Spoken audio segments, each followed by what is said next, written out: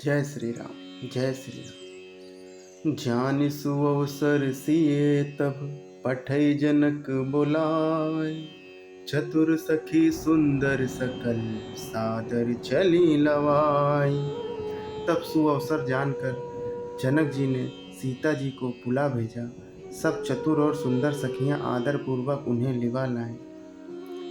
किसी शोभा नहीं जाई बखानी, जगदम्बिका रूप गुण खानी।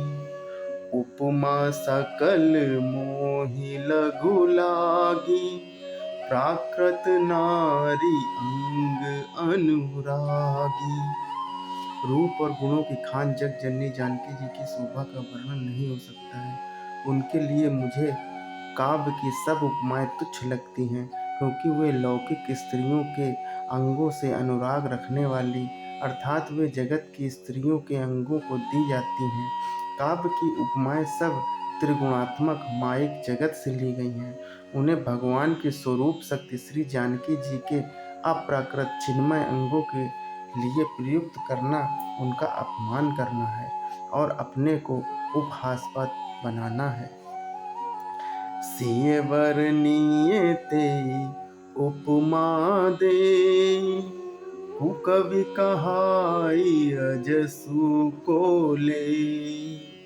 जो पट तरई तीय समसिया, जग असी जुबती कहाँ कमुनिया। सीता जी के वर्णन में उन्हीं उपमाओं को देकर कौन कुकवि कहलाए और अपयश का भागी बने, अर्थात सीता जी के लिए उन उपमाओं का प्रयोग करना सुकवि के पद से विरक्त होना है और अपकीर्ति मोल लेना है। कोई भी सुकवि ऐसी नादानी एवं अनुचित कार्य नहीं करेगा। यदि किसी स्त्री के साथ सीता जी की तुलना की जाए तो जगत में ऐसी सुंदर युवती है ही कहाँ जिसकी उपमा उन्हें दी जाए। गिरा मुखर तन अरध भवानी, रति अति दुखित अतनु पति जानी। विषवारुणि बंधु प्रिय जेहि, कहिए रमा समुखी बैदेहि। पृथ्वी की स्त्रियों की तो बात ही क्या है, देवताओं की स्त्रियों को भी यदि देखा जाए तो हमारी अपेक्षा कहीं अधिक दिव्य और सुंदर हैं।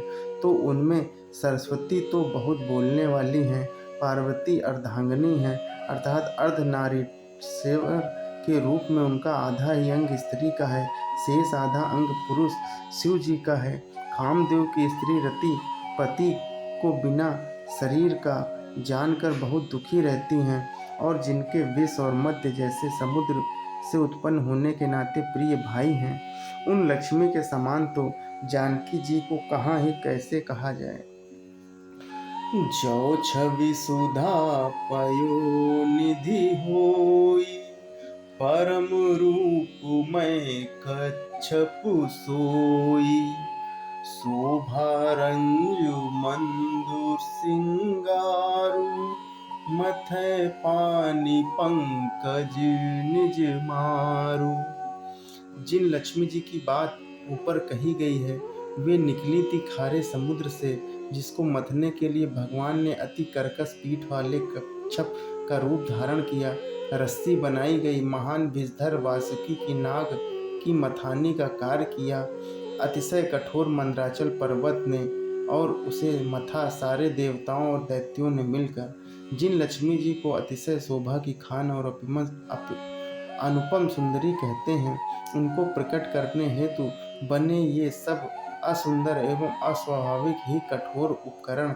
ऐसे उपकरणों से प्रकट हुई लक्ष्मी जी श्री जानकी जी की समता को कैसे पा सकती हैं। हाँ, इसके विपरीत यदि छवि रूपी अमृत का समुद्र हो, परम रूप में कच्छप हो, शोभा रूपी रस्सी हो, श्रृंगार रस पर्वत हो और उस छवि के समुद्र को एवं स्वयं कामदेव अपने ही कर कमल से मथें, तो यही विध उपजे लक्ष्य जब सुंदरता सुख मूल। तदपि सकोच समेत कवि कहीं ऐसी समतूल। इस प्रकार का संयोग होने से जब सुंदरता और सुख की मूल लक्ष्मी उत्पन्न हो तो भी कभी लोग उसे बहुत संकोच के साथ सीता जी के समान कहेंगे। जिस सुंदरता के समुद्र को कामदेव मथेगा वह सुंदरता भी प्राकृत लौकिक सुंदरता ही होगी, क्योंकि कामदेव स्वयं भी त्रिगुणमयी प्रकृति का ही विकार है। अतः उस सुंदरता को मथ कर प्रकट की हुई लक्ष्मी भी उपयुक्त लक्ष्मी की अपेक्षा कहीं अधिक सुंदर और दिव्य होने पर भी होगी प्राकृत ही। अतः उसके साथ भी जानकी जी की तुलना करना कवि के लिए बड़े संकोच की बात है। जिस सुंदरता से जानकी जी का दिव्या दिव्याति दिव्य परम दिव्य विग्रह बना है वह सुंदरता उपयुक्त सुंदरता से भिन्न अप्राकृत है। वस्तुतः लक्ष्मी जी का अप्राकृत रूप अतः उनसे भिन्न नहीं है और उपमा दी जाती है भिन्न वस्तुओं के साथ। इसके अतिरिक्त जानकी जी प्रकट हुई हैं स्वयं अपनी महिमा से, उन्हें प्रकट करने के लिए किसी भिन्न उपकरण की अपेक्षा नहीं है, अर्थात शक्तिमान से अभिन्न अद्वैत तत्व है। अतएव